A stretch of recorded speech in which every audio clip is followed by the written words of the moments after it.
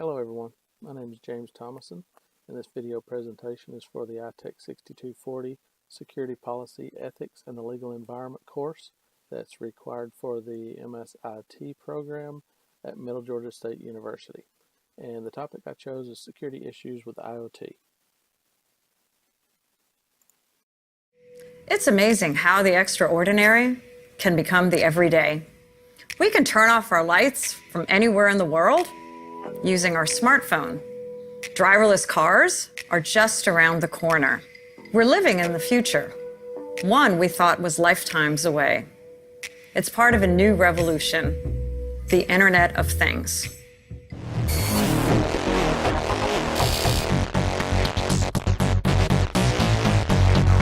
IoT is any physical object that you connected to your internet.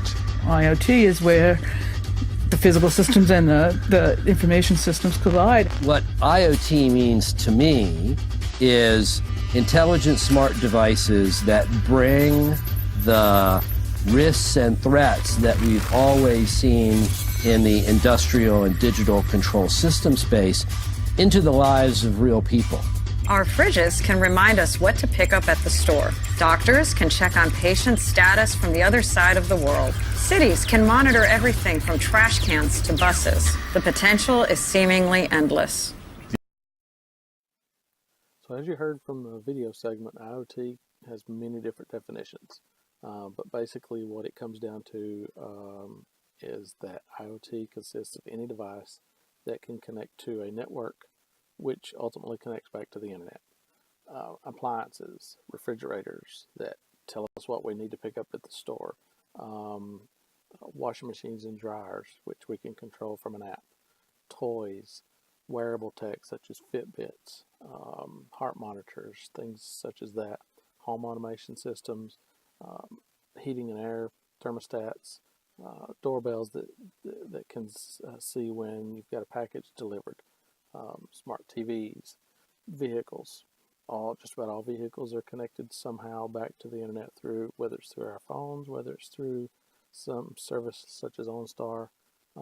These sensor networks that are all around us, they detect our speed, they detect the embedded stuff inside our license plates, everything. So all of these devices combined are what is considered IoT. Are you ready? Okay. So 3, 2, 1, start stimulation. Yes.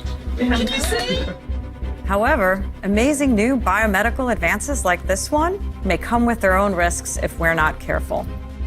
If we don't think about the fact that that computing device can execute code, and that visor now or in the future when it becomes a fully functional bionic eye could see a QR code and then flip it into executing malicious code, and then that person gets ransomware to get their eyesight back,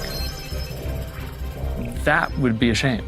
Putting a device out there where you don't have an ability to secure it and that it lasts for a very long time, that's a very dangerous thing.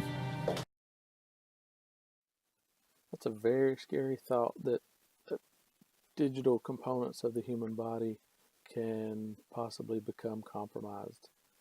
That's just very scary. But it's a distinct possibility if we don't, we as the users and manufacturers don't take the time to address these concerns. Manufacturers need to address firmware. They need to be able to allow those to be updated and keep those paths open. They need to stop using obsolete programming languages. You stop leaving default credentials that can't be changed hard-coded into these devices. And a lot of these manufacturers do these things because they're not security-centered. They don't hire the appropriate personnel that know this security stuff and that have this mindset. Many of them, such as washing machine and dryer manufacturers, are kind of absorbed into this software arena. They're not experienced in these areas. And of course users, they don't have the education they need to understand the vulnerabilities or potential vulnerabilities of these devices. And those are huge deficiencies with IoT.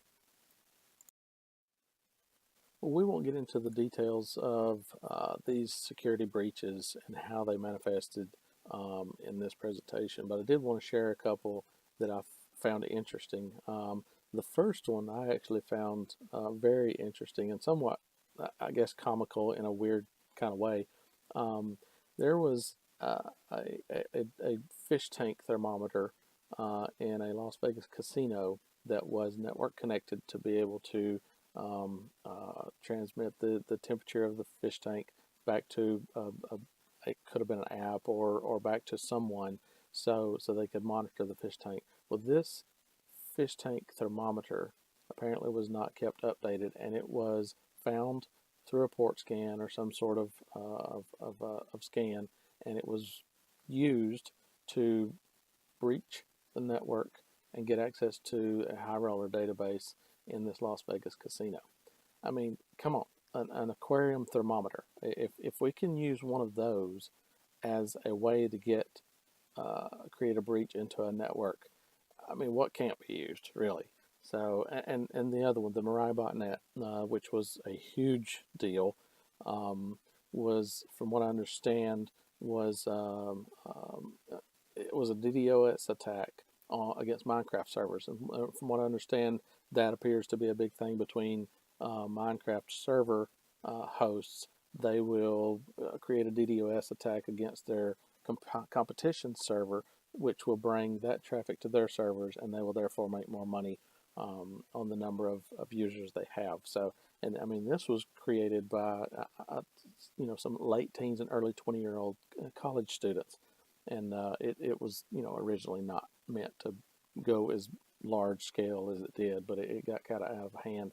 But just this is the type of things they used IoT devices to create this attack. Once it got out of hand, it just spread throughout all these IoT devices and just migrated into a whole lot larger situation than what it should have been. But you can read more about these.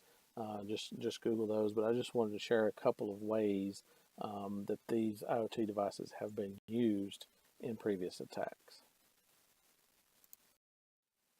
And throughout all my research into this, I've come up with, these are the things that I think would better provide security in these IoT devices. I mean, the manufacturers have to provide an update pathway. They have to provide continued support. They don't need to just put them out there and then let them be. Use modern programming languages. Of course, that goes unsaid. And they didn't design security of these devices from the very beginning of the development stage. That way, it's built in. It's not an afterthought, and it's integrated perfectly. Widespread and effective education for users. Bottom line, users need to educate themselves or get educated somehow. And these are just some examples of how I thought maybe the education could be disseminated. But education is important. Once the users are educated, they'll be able to see all these potential ways that they could be breached. So just some recommendations I have. I hope you guys found something interesting in this presentation.